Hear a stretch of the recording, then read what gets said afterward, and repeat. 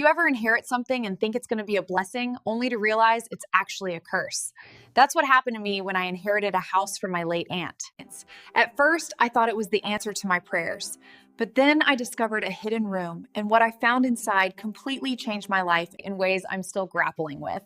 By the way, where are you watching from and what time is it right now? I love seeing where all of you are tuning in from. So, my name's Vanessa. I am 34, and until last year, I was living in a one-bedroom apartment in the city, paycheck to paycheck. My job in event planning was steady but stressful, and the rent hikes were suffocating me. I was constantly hustling just to stay afloat. So, when I got a call from a lawyer telling me my Aunt June had passed and left me her house, I honestly thought it was a miracle. Aunt June was my dad's sister, and she was, well, eccentric, to put it nicely. She never married, never had kids, lived alone in this big old Victorian house 2 hours outside the city. As a kid, I loved visiting her because the house felt magical, like it had secrets tucked into every corner. But as I got older, I saw less of her. My dad used to shake his head and say, "Your Aunt June lives in her own world." When she passed, I hadn't seen her in almost 5 years. But suddenly, I was her sole heir. The house, the land, everything. Mine. I drove out there for the first time on a rainy Saturday.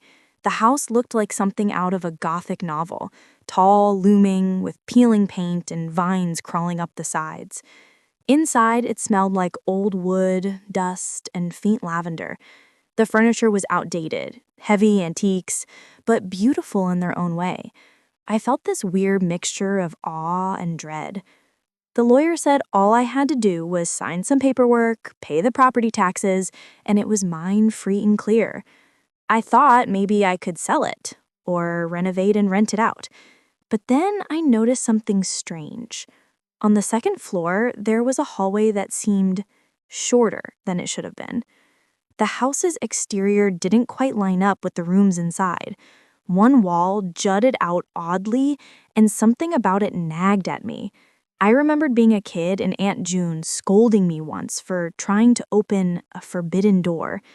At the time, I thought she was just being quirky. But now, standing there as an adult, I realized there was no door, just wall. Except when I ran my hand along it, I felt a faint seam. I pressed harder and suddenly, part of the paneling gave way. A hidden door clicked open, revealing a narrow staircase leading down into darkness. Now, listen, if this were a horror movie, this is the part where the audience yells, "Don't go in there."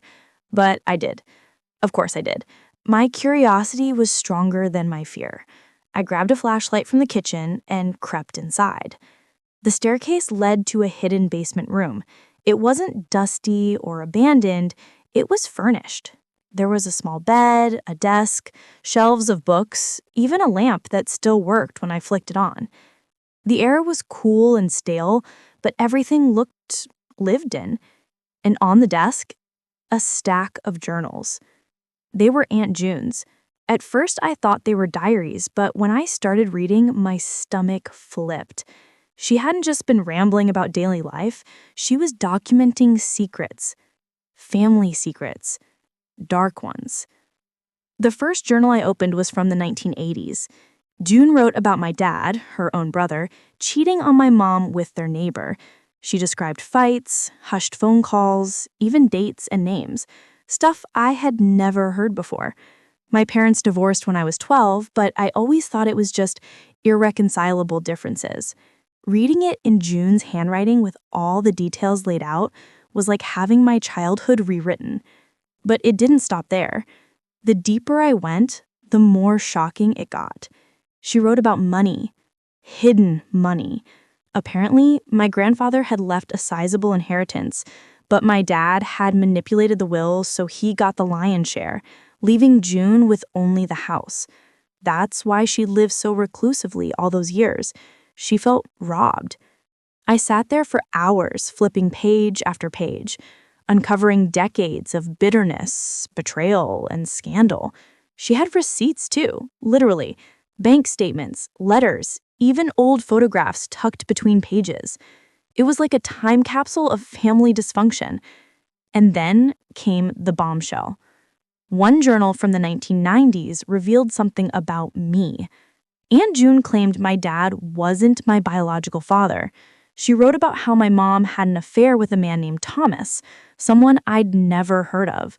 According to her, everyone in the family knew except me.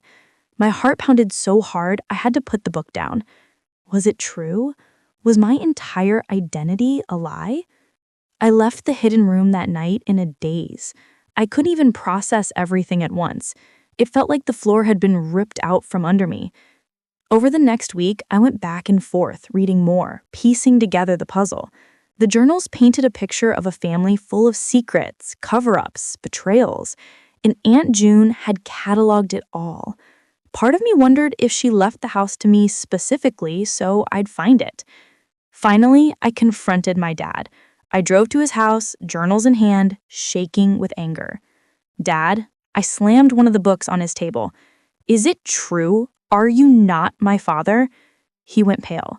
He tried to deny it at first, but when I showed him the entries, he broke.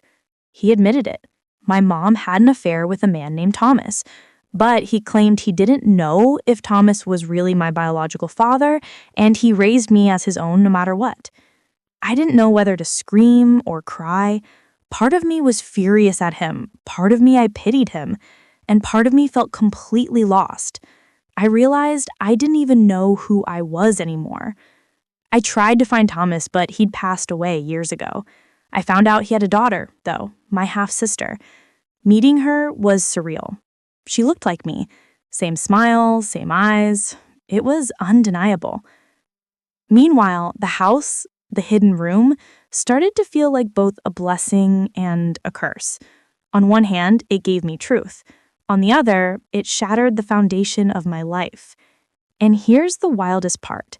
Aunt June's final journal had a letter addressed to me, handwritten, folded neatly, tucked into the last pages. It said, "Vanessa, if you're reading this, it means I'm gone, and you found the truth. I didn't want you to live in ignorance like the rest of us. This house is yours now. Do with it what you will, but never forget family is not always about blood, but about who chooses to stand by you." I cried reading that. For all her eccentricities, June had given me something priceless. Clarity. Painful clarity, but clarity nonetheless. Today, I still live in the house. I renovated parts of it, but I left the hidden room untouched. Sometimes I go down there, sit at the desk, and write my own journal entries. I guess I'm carrying on her tradition in a way. The discovery changed me. I can't look at my family the same way, and I'll never see myself the same either. But maybe that's the point. Sometimes the truth isn't pretty, but it sets you free. I inherited a house and a hidden room that rewrote my life story. Now, I want to know, what would you have done if you were me?